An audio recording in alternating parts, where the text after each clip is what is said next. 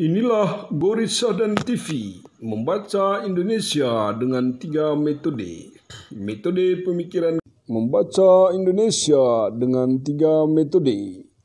Metode pemikiran kritis, metode pemikiran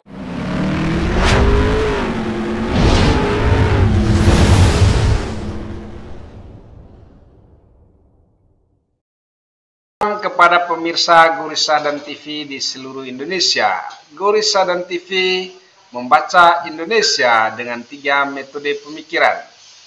Metode pemikiran kritis, metode pemikiran analitis, dan metode pemikiran reflektif. Pemirsa Boris Sadan TV di seluruh Indonesia, pada malam hari ini kita kedatangan tamu yang sangat istimewa.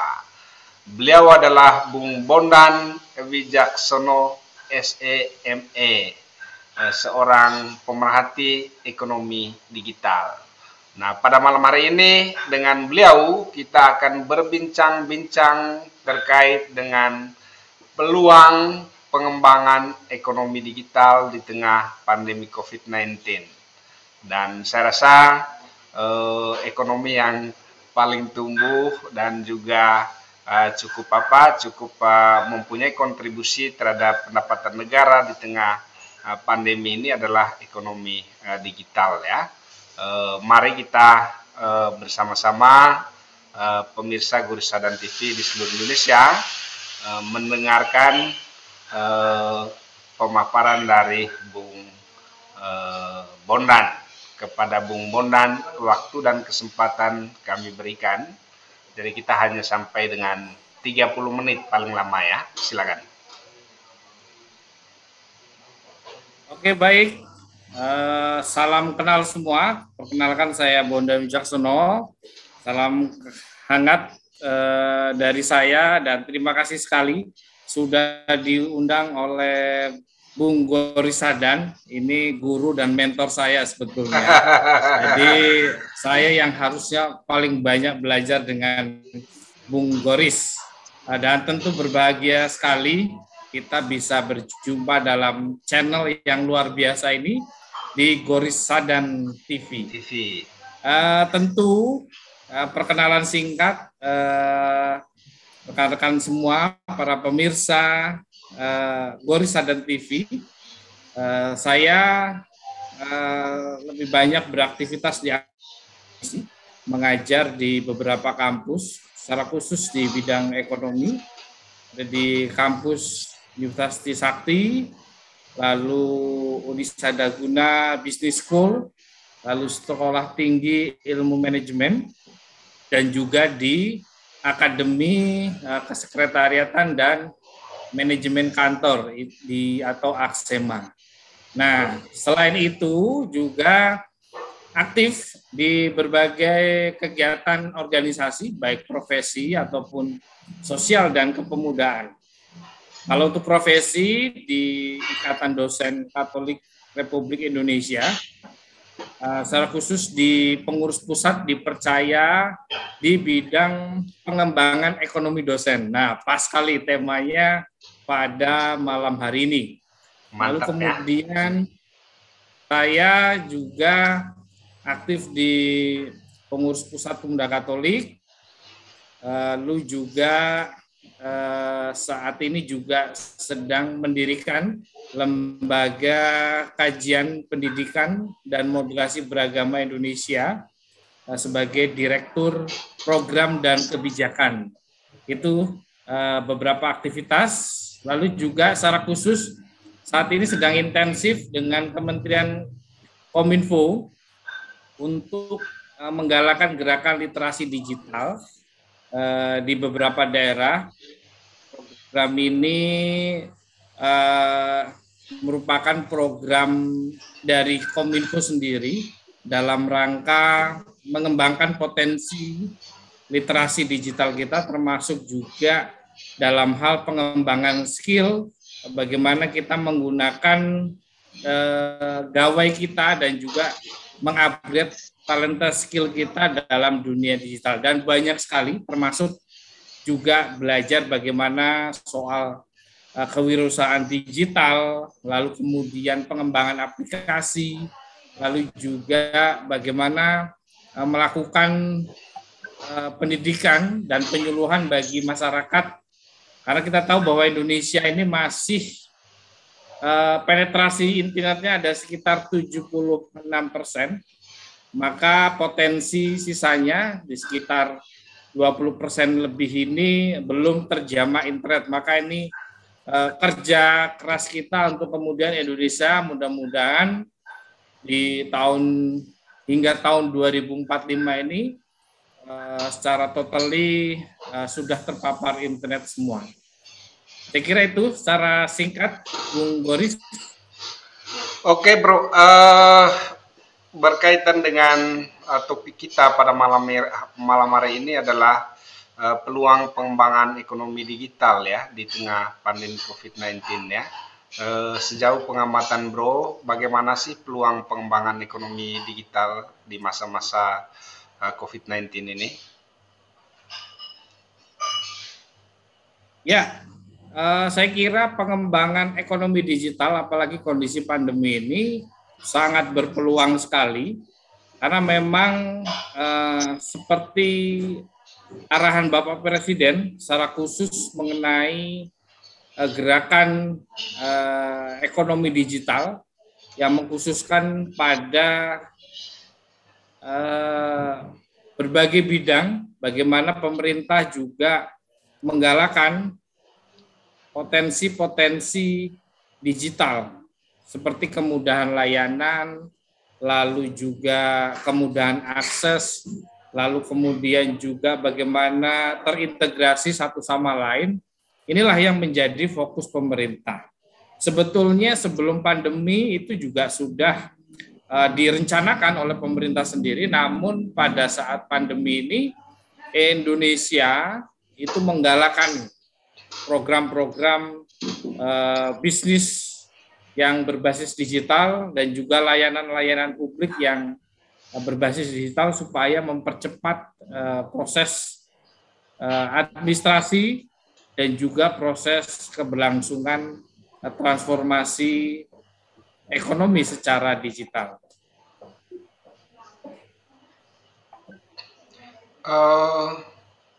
Oke, Bro, silakan lanjut. Ya, tentu saya kira kita kalau bicara Indonesia, ada anak-anak muda juga yang sedang sangat gandrung-gandrungnya dalam prospek ekonomi digital. Kita kenal 3 anak muda yang sangat luar biasa. Salah satunya adalah Mas Menteri, Mas Nadiem Makarim yang sebelumnya CEO Gojek, lalu kemudian diminta oleh Bapak Presiden dalam kabinet saat ini sebagai Menteri Pendidikan dan Kebudayaan serta Ristek. Nah, tentu sudah mengawali dengan bisnisnya melalui Gojek dan saat ini sudah menjadi satu perusahaan yang sangat besar sekali dalam konteks digital bersama Tokopedia, foundernya yaitu William Tanuwijaya. Nah, satu lagi ada pendiri Traveloka, misalkan Ferry Yunardi. Dalam bisnis meskipun dalam kondisi pandemi sempat beberapa kali juga naik turun, tetapi saat ini potensinya itu sangat bagus sekali karena dalam kondisi situasi pandemi ini Traveloka itu mampu survive dengan akses dan kemudahan layanan yang bisa kita dapat nikmati di mana saja. Nah, tentu prospek bisnis, prospek potensi ekonomi digital ini bukan hanya juga soal bagaimana terobosan satu ke terobosan lain, tetapi banyak hal sebetulnya itu bisa dilakukan. Tentu dalam sisi e-commerce tadi juga sudah disebutkan ya, beberapa perusahaan yang memang berfokus pada online shop, tetapi juga kemajuan-kemajuan lain dalam bidang financial teknologi misalkan, ada beberapa perusahaan besar seperti Amarta, Bareksa, bahkan organisasi sosial nirlaba seperti kitabisa.com itu juga memiliki valuasi yang sangat tinggi sekali, bahkan nilainya sampai triliunan. Artinya dari sisi potensi ekonomi digital Indonesia sangat terbuka sekali. Karena memang kebutuhan akan layanan yang mudah, cepat, efisien, lalu juga bisa di mana saja. Dan tentu kemudahan-kemudahan ini harus dibaca secara baik oleh pemerintah, karena dengan adanya potensi ekonomi digital tersebut, tentu pemerintah pun harus paling tidak menyiapkan regulasi yang tepat, regulasi yang baik, supaya stabilisasi dalam bidang ekonomi digital ini betul-betul meyakinkan pasar, sehingga orang yang saat ini banyak melakukan investasi itu dapat berkembang dengan baik. Karena tanpa adanya kestabilan, lalu stabilisasi regulasi, lalu juga kemudahan akses layanan dan kemudahan perizinan, tentu ini akan menjadi salah satu hambatan untuk potensi pertumbuhan ke depan. Terkait dengan pandemi sendiri, Indonesia sangat cepat sekali melakukan adaptasi digital di masa pandemi ini. Bahkan menurut data salah satu media itu menyebutkan bahwa 56% konsumen di Indonesia lebih melakukan transaksi dan juga mobilitasnya itu menggunakan internet. Dan diprediksi pada tahun 2025 itu meningkat 84% dengan minat melakukan mobilisasi, transaksi, dan juga menggunakan akses layanan berupa digital, itu bahkan tertinggi se-Asia Tenggara. Dibandingkan beberapa negara lain, misalkan seperti Singapura, Malaysia, yang tentu juga saat ini memang posisinya sangat lebih tinggi dibandingkan Indonesia, tetapi Indonesia dengan tingkat penetrasi yang sangat tinggi sekali, hampir lebih dari 80% untuk penetrasi internet, saya kira ini berpengaruh sangat positif. Dibandingkan kalau bicara sebelum pandemi, memang pemerintah sedang menggalakkan berbagai program kerangka ekonomi digital, namun dalam tataran angka itu baru sekitar 4,7% pertumbuhannya.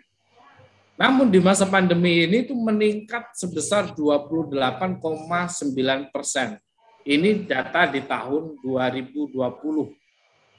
Dan tentu tahun 2021 ini, penghujung tahun ini, angka pasti sudah naik, dan kecenderungan orang saat ini terkait dengan mobilitas, transaksi, lalu kemudian kemudahan akses layanan, lalu juga kemudahan jaringan khusus di wilayah perkotaan yang mudah diakses internet, itu pasti akan sangat tinggi sekali dan pemanfaatannya ini harus dimaksimalkan.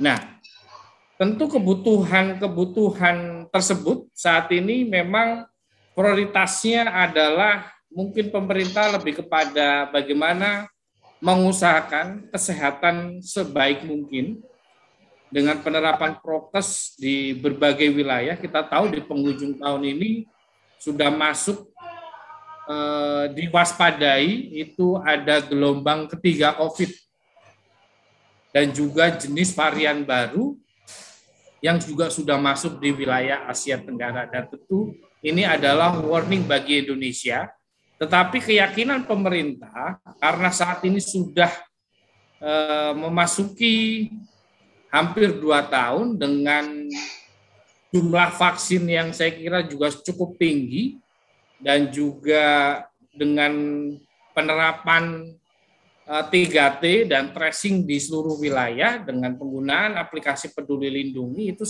mempermudah pemerintah untuk melacak pasien-pasien atau orang-orang yang terdampak COVID. Saya kira dimudahkan dengan teknologi itu. Lalu juga di bidang lain, saya kira terkait dengan bidang-bidang pendidikan misalnya. Masyarakat saat ini memang di beberapa wilayah itu diterapkan PTM dengan metode blended learning. Tetapi untuk beberapa wilayah Indonesia, secara khusus di wilayah kota besar, belum sepenuhnya bisa melaksanakan PTM ini karena terkendala beberapa kebijakan dan juga beberapa case bahwa orang-orang atau anak-anak yang masuk sekolah itu saat pernah terpapar yang kemudian akhirnya kebijakan terkait dengan PTM ini ditunda untuk wilayah-wilayah tertentu.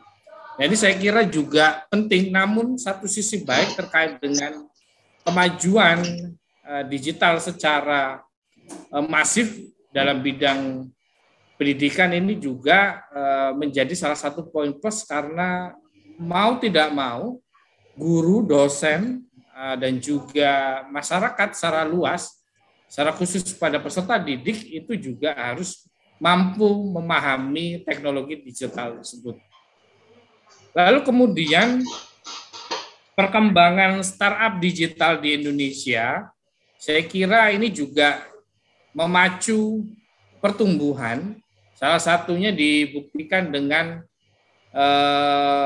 startup unicorn kita yang punya valuasi hingga triliunan dengan bergabungnya Tokopedia dan Gojek menjadi GoTo, bukanlah tidak mungkin kemudian startup-startup lain itu juga melakukan penggabungan dengan valuasi nilai yang sangat besar. Karena memang persaingan startup ini secara khusus di Indonesia ini juga bermunculan di mana-mana. Kalau dia tidak punya modal atau venture yang cukup kuat, maka ini akan tergilas. Jadi bukan hanya ide atau kemudahan layanan saja dengan menggunakan basis data digital ini, tetapi juga bagaimana startup tersebut bisa mampu survive terhadap startup-startup besar. Maka ini juga secara khusus memang Indonesia mendukung gerakan startup digital, tetapi juga bagaimana cara bertahan dan survive. Saya kira pemerintah juga sudah memberikan akses kemudahan dari Kominfo ataupun juga dari Kemenko Perekonomian untuk melindungi startup-startup kecil ini untuk didampingi, dibina, lalu kemudian diberi pelatihan untuk kemudian dia bisa bersaing dengan startup-startup lainnya. Saya kira ini juga potensi yang sangat menarik karena market Indonesia yang begitu besar, jumlah penduduk yang terus bertambah, tentu kebutuhan terhadap layanan, akses kemudahan melalui platform digital ini sangat dibutuhkan sekali.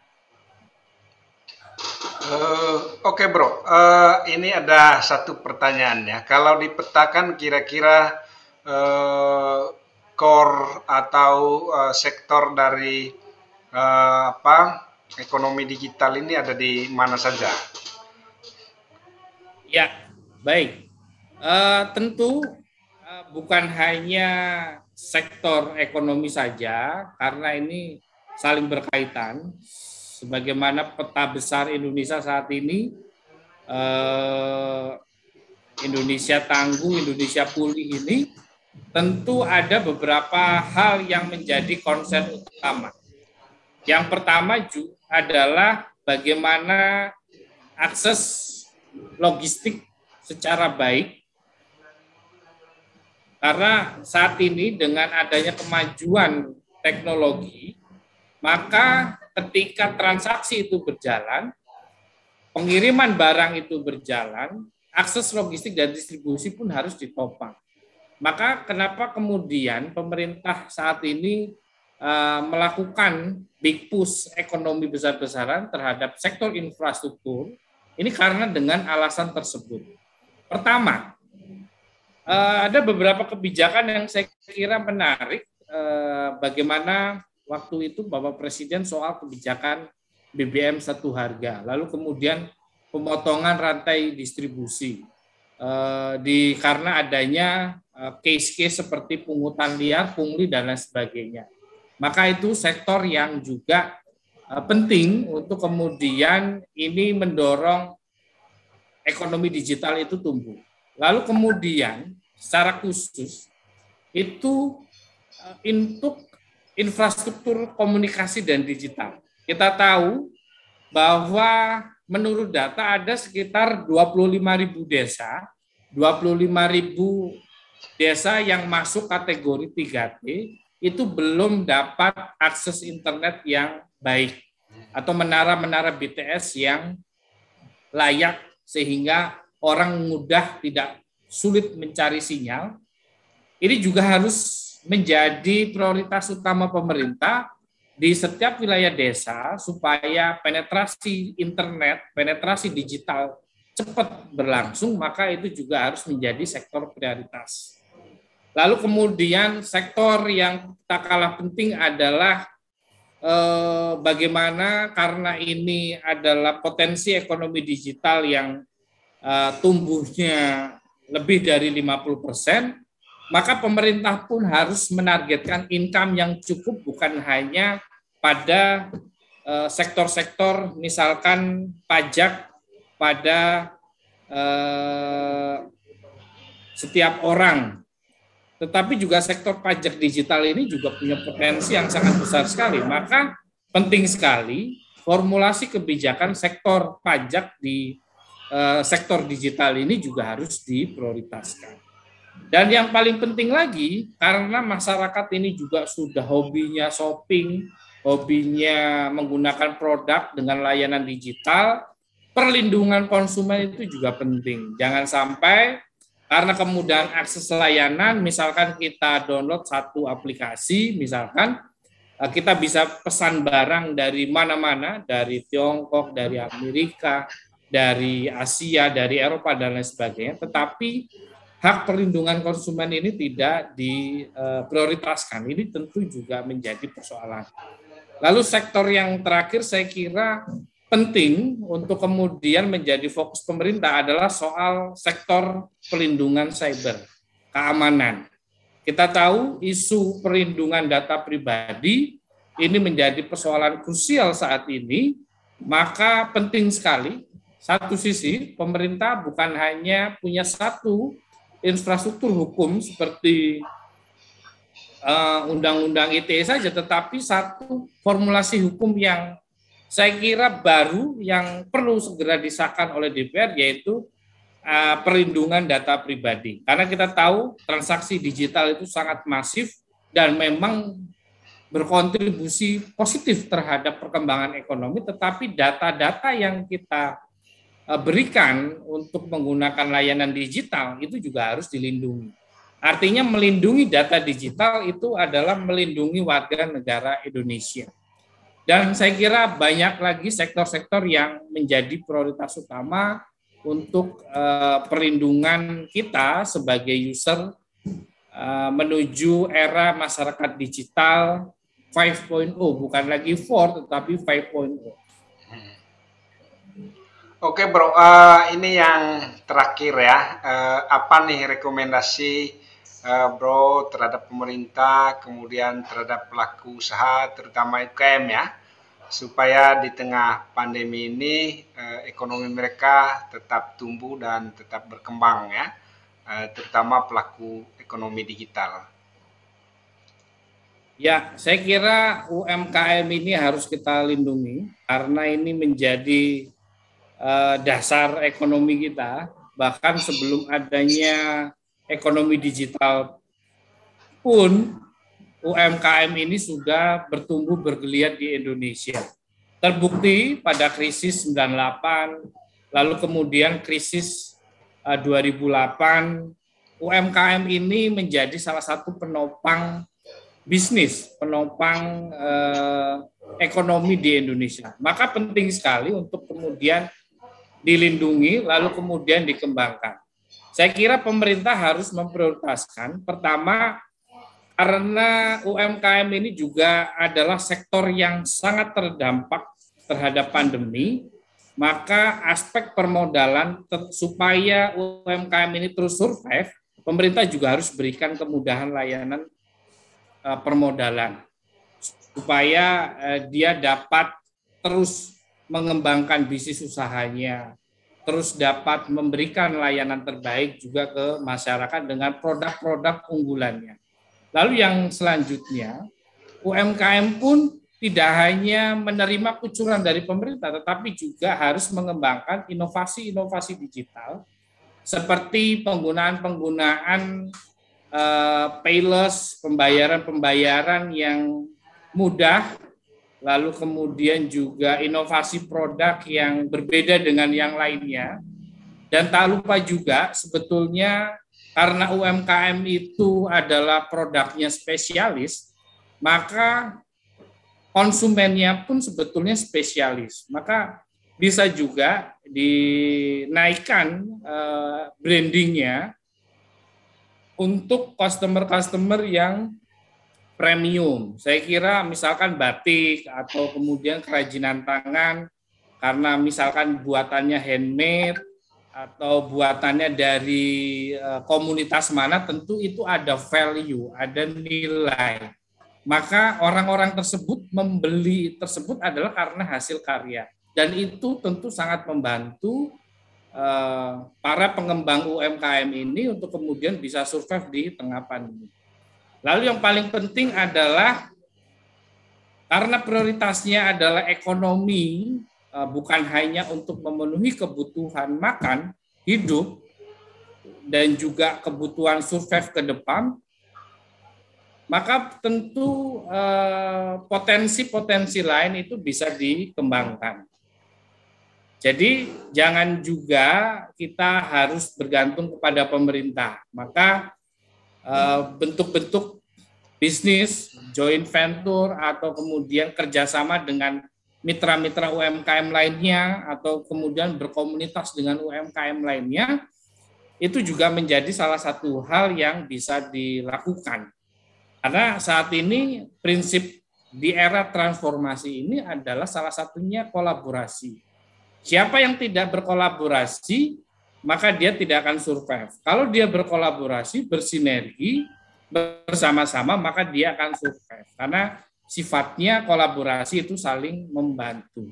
Jadi saya kira tetap menjadi salah satu potensi ekonomi yang sangat besar, karena UMKM punya karakteristik ekonomi yang khusus. Maka Indonesia harus punya kebijakan yang memang pro kepada UMKM. Jangan kemudian kebijakannya lebih kepada pro kapitalisasi atau pemodal besar yang kemudian menghilangkan karakteristik UMKM tersebut. Oke bro ya, terima kasih banyak, waktunya sudah habis ya. Dari studio Gorisadan TV saya mengucapkan terima kasih banyak atas kontribusi bro di Gorisadan TV, dan apa yang bro lakukan ini menjadi catatan untuk dua hal ya. Yang pertama itu adalah mengedukasi masyarakat Indonesia supaya semakin paham, semakin mengenal, dan juga semakin giat ya dalam ekonomi digital. Kemudian yang kedua, ya tentu saja bagian dari tugas kita untuk mencerdaskan Indonesia melalui ekonomi digital ya. Terima kasih banyak, salam hangat dari studio Gorisadan TV, selalu sehat dan terus berjuang untuk Indonesia yang lebih baik. Salam. Terima kasih, terus cintai produk dalam negeri Indonesia. Amin.